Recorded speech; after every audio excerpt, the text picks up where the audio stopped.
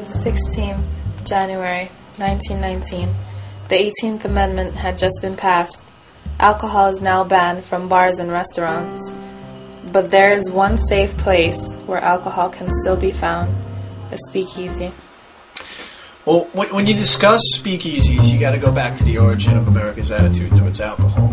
Now, when you had the first group of settlers coming over here in the 16 and 1700s, you basically had people who were descended from a lot of Puritans. And they didn't believe in alcohol. Okay, they saw it as sinful. Then you'll have another wave of immigrants that start to come over. Southern Europe, Ireland, the Germanic states, and all of them had alcohol as part of their culture. So this will cause a cultural clash in the late 1700s, early 1800s. Out of this comes a backlash. Prohibition begins to gain steam. By the time World War I rolls around and there are grain shortages, the temperance movement in America really becomes a prohibition movement. And the argument becomes twofold. One, we need the grain not for alcohol but for food for our soldiers and at home in a time of shortage. And two, alcohol is bad for you. So by 1919, the 18th Amendment is made, prohibiting alcohol. Okay, alcohol becomes illegal. Now, speakeasies. This is one of the places. Other than making it at home, people can go to secret clubs, secret restaurants, or bars where they can get a hold of alcohol. Had a back door, and you had to go up to it, and you gave a knock, and oftentimes there was a secret password that let them know that you were essentially okay with the idea that you were going to an illegal place to buy alcohol. That's why it became speakeasy, because you whispered in the secret code into this door. Now, the major cities tend to have a number of these, Chicago, New York. The thing about these places were they oftentimes masqueraded as legitimate businesses. Sometimes restaurants, sometimes bookstores, and other things.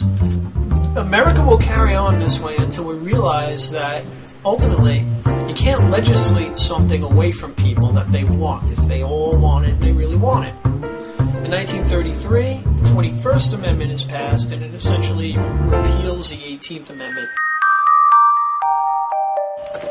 During the era of Prohibition, there were over 32,000 speakeasies in New York City alone. But today, there are only 2 speakeasies left, and one of them is Bill's Gay 90s.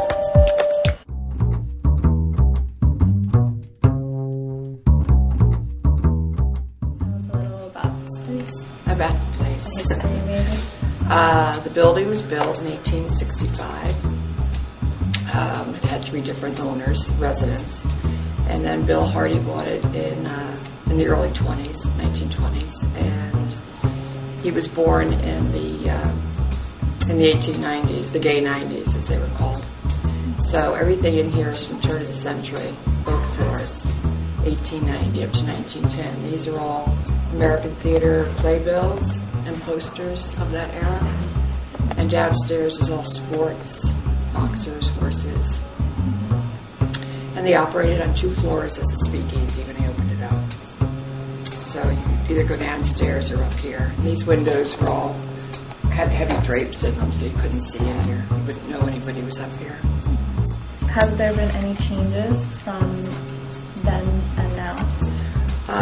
The windows downstairs that you see now that are open were not there when it operated as a speakeasy. They were encased between 2 walls. We just found those windows about 15 years ago and opened them up, which was great. So now people can see in and see what we're all about. So it was actually all covered up even 15 years ago? Mm-hmm. Did that change how the customers maybe reacted or like? Well, it brought more people in, surely, because people walked by and they would look down and wonder about it but not come in. Now, at least now they know what it is. What do you think attracts the customers most? But we're in an area with businessmen, and it's a great place to come for lunch. So we get those people, and then of course we get tourists all year round that have read about us and they're interested in speakeasies, and they come here for dinner, lunch, and check it out. So I think the attraction is the fact that it's been here for 80 some odd years, with 2 different owners, only 2 families. How did you become the owner? Like, My father bought it from Bill Hardy in 1965, and he died in 79. I took it over him. So I had worked with him for a few years prior to him passing.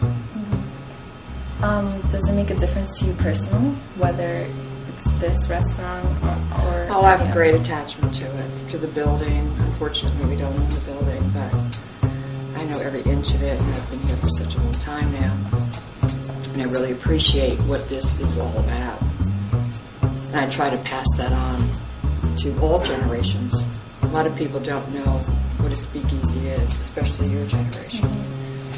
And that when they come in, I'll say, oh, this was a speakeasy. And they just look at me with a blank stare and go, okay, you didn't study that in school. Now, these pictures behind the stage we just found a couple years ago. Evidently, when they first developed this room, they had them going all the way around. We didn't know they were there. At the entrance, when we came in, we saw little, what looked like dollar coins that said Bill on the floor. That's called the Silver Dollar Bar, and those are silver dollars. And they've been in that floor for, I don't know how long, maybe from the beginning, since the 20s or the 30s, perhaps. So they're all worn down. If you notice, you can't really read the face of them anymore.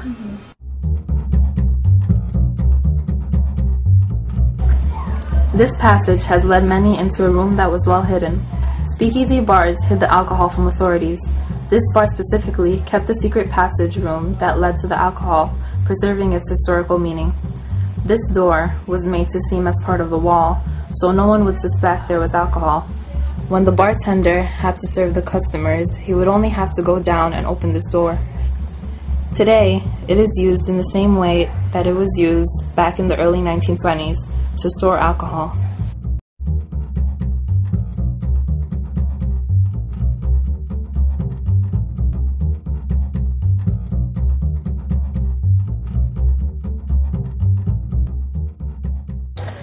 Today, Bill's Gay 90s has kept the historical value of what it was once, a speakeasy bar.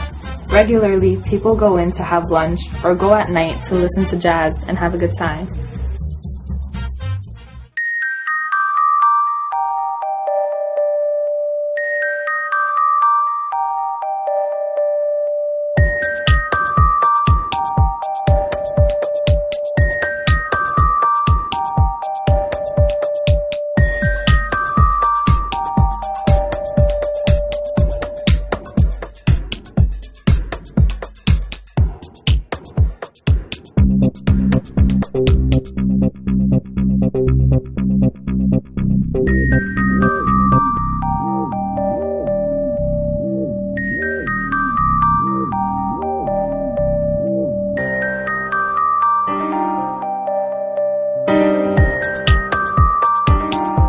Sponsored by Paul's Molten Fish Sticks Co.